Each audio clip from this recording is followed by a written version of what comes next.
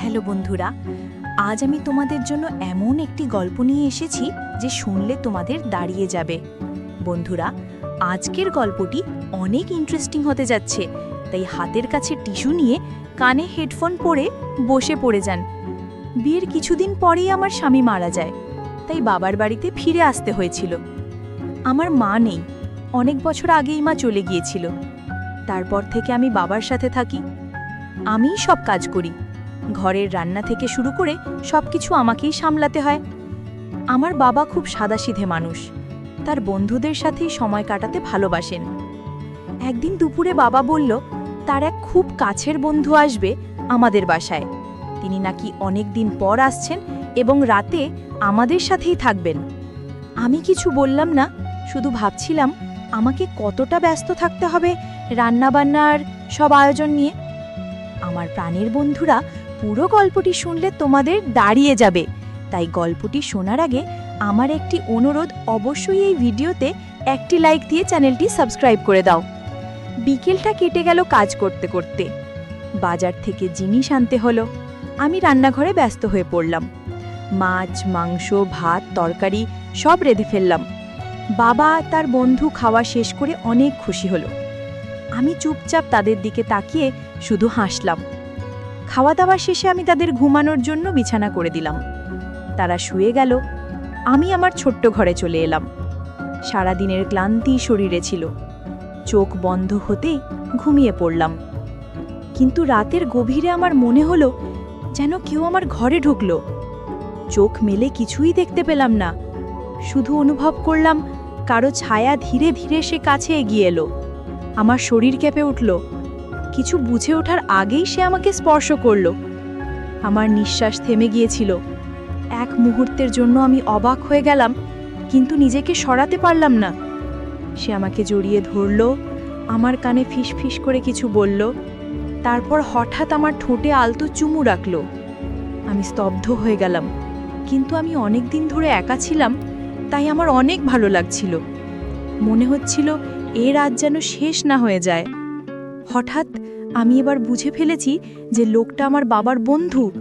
গতরাতের সেই ঘটনার পর আমার ভেতরটা কেমন অদ্ভুত হয়ে গিয়েছিল। আমি চোখ মেলেই দেখলাম সকাল হয়ে গেছে, সূর্যের আলো জানালা দিয়ে ভেতরে ঢুকছে। কিন্তু আমার শরীর আর মন এখনও কেঁপে উঠছিল গতরাতের স্পর্শে। আমি বিছানা ছেড়ে উঠলাম, কাজে মন দিতে চেষ্টা করলাম, কিন্তু বারবার মনে হচ্ছিল সেই মুহূর্তটা আবারও ঘটছে। আমার ঠোঁটে যেন এখনও তার চুমুর উষ্ণতা লেগে আছে। আমি রান্নাঘরে ব্যস্ত ছিলাম। এমন সময় বাবার বন্ধু এসে দাঁড়ালো দরজার পাশে, চোখে এক অদ্ভুত হাসি। আমি কিছু বলতে পারছিলাম না, মনে হচ্ছিল বুকের ভেতর সব কথা আটকে গেছে। সে ধীরে ধীরে এগিয়ে এলো, আমাকে বলল কাল রাতের জন্য ভয় পেতে না। সে শুধু আমার একাকিত্ব বুঝতে পেরেছিল। তার কথা শুনে আমার চোখে পানি চলে এলো। আমি কাঁপা গলায় বললাম, আমি অনেক দিন ধরে একা ছিলাম। সে আমার হাত ধরে ফেলল। আমি আর হাত সরাতে পারলাম না। তার চোখের দিকে তাকিয়ে থাকতেই বুকটা কেমন উষ্ণ হয়ে উঠল। আমার মনে হচ্ছিল এতদিন ধরে আমি যার খোঁজ করছিলাম সে যেন এই মানুষটাই। সেদিন দুপুরে আমি যখন একা ছিলাম, তখন হঠাৎ সে আবার এসে দাঁড়ালো। চারপাশে কেউ ছিল না। সে আলতো করে আমার চুলে হাত বুলিয়ে দিল। আমি চোখ বন্ধ করতেই তার বাহুর মধ্যে হারিয়ে গেলাম। মনে হচ্ছিল যেন পৃথিবীর সব কষ্ট দূর হয়ে গেছে। আমরা চুপচাপ দাঁড়িয়েছিলাম, কথা ছিল না, তবু হৃদয়ের ভেতর দিয়ে কথা চলছিল। সে আমার কপালে চুমু দিল। আমি চোখ নামিয়ে ফেললাম, কিন্তু ভেতরে এক অদ্ভুত সুখ কাজ করছিল। বিকেলের পর আমরা একসাথে বসে গল্প করলাম। আমরা দুজনেই হাসছিলাম। অনেক সহজ কথাও তখন খুব মিষ্টি মনে হচ্ছিল। আমি টের পেলাম আমাদের মাঝে এক অদৃশ্য টান তৈরি হয়েছে, যেটা আমি আগে কখনো অনুভব করিনি। রাত হলে সবাই ঘুমিয়ে পড়ল, কিন্তু আমার চোখে ঘুম আসছিল না। আমি বিছানায় শুয়ে শুধু ভাবছিলাম, সে কি আবার আসবে আমার কাছে, নাকি কাল রাতটাই ছিল একবারের মতো। হঠাৎ দরজা হালকা শব্দ করে খুলল। আমি চমকে তাকালাম। সে দাঁড়িয়ে আছে দরজায়। আমার চোখে চোখ রাখতেই সব প্রশ্নের উত্তর পাওয়া গেল। সে ধীরে ধীরে আমার কাছে এলো, আমার হাত ধরল। আমি নিজেকে সরাতে পারলাম না। তারপর সে আমাকে জড়িয়ে ধরল। আমি যেন আবার বেঁচে উঠলাম। আমি বুঝতে পারলাম এটা শুধু কোনো মুহূর্ত নয়, এটা আমাদের নতুন সম্পর্কের শুরু, যেখানে থাকবে বন্ধুত্ব, ভালোবাসা আর অনেক মিষ্টি অনুভূতি। এভাবেই আমাদের দ্বিতীয় রাত শুরু হলো।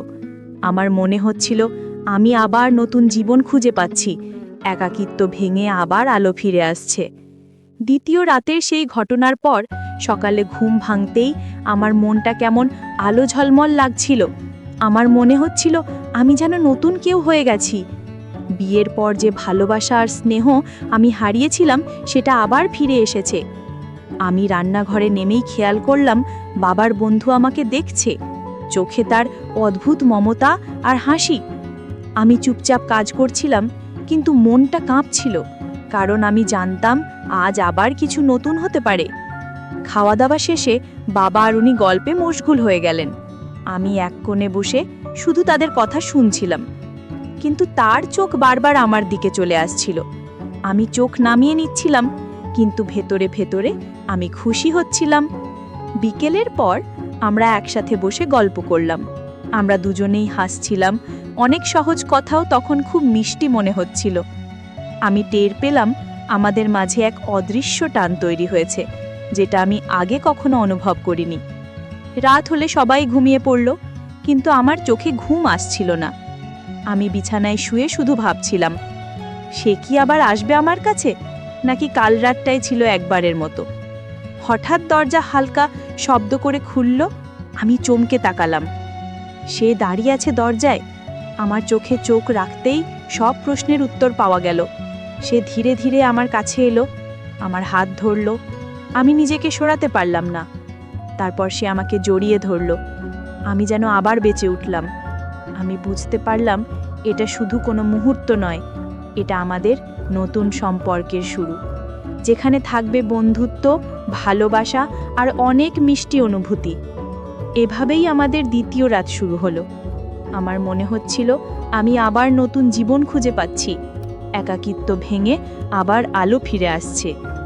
দ্বিতীয় রাতের সেই ঘটনার পর সকালে ঘুম ভাঙতেই আমার মনটা কেমন আলো ঝলমল লাগছিল। আমার মনে হচ্ছিল আমি যেন নতুন কেউ হয়ে গেছি। বিয়ের পর যে ভালোবাসা আর স্নেহ আমি হারিয়েছিলাম সেটা আবার ফিরে এসেছে। আমি রান্নাঘরে নেমেই খেয়াল করলাম বাবার বন্ধু আমাকে দেখছে, চোখে তার অদ্ভুত মমতা আর হাসি। আমি চুপচাপ কাজ করছিলাম, কিন্তু মনটা কাঁপছিল, কারণ আমি জানতাম আজ আবার কিছু নতুন হতে পারে। খাওয়া দাওয়া শেষে বাবা আর উনি গল্পে মুশকুল হয়ে গেলেন। আমি এক কোণে বসে শুধু তাদের কথা শুনছিলাম, কিন্তু তার চোখ বারবার আমার দিকে চলে আসছিল। আমি চোখ নামিয়ে নিচ্ছিলাম, কিন্তু ভেতরে ভেতরে আমি খুশি হচ্ছিলাম। বিকেলের পর আমরা একসাথে বসে গল্প করলাম। আমরা দুজনেই হাসছিলাম, অনেক সহজ কথাও তখন খুব মিষ্টি মনে হচ্ছিল। আমি টের পেলাম আমাদের মাঝে এক অদৃশ্য টান তৈরি হয়েছে, যেটা আমি আগে কখনো অনুভব করিনি। রাত হলে সবাই ঘুমিয়ে পড়ল, কিন্তু আমার চোখে ঘুম আসছিল না। আমি বিছানায় শুয়ে শুধু ভাবছিলাম, সে কি আবার আসবে আমার কাছে, নাকি কাল রাতটাই ছিল একবারের মতো। হঠাৎ দরজা হালকা শব্দ করে খুলল। আমি চমকে তাকালাম। সে দাঁড়িয়ে আছে দরজায়। আমার চোখে চোখ রাখতেই সব প্রশ্নের উত্তর পাওয়া গেল। সে ধীরে ধীরে আমার কাছে এলো, আমার হাত ধরল। আমি নিজেকে সরাতে পারলাম না।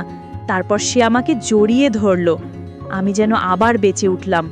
আমি বুঝতে পারলাম এটা শুধু কোনো মুহূর্ত নয়, এটা আমাদের নতুন সম্পর্কের শুরু, যেখানে থাকবে বন্ধুত্ব, ভালোবাসা আর অনেক মিষ্টি অনুভূতি।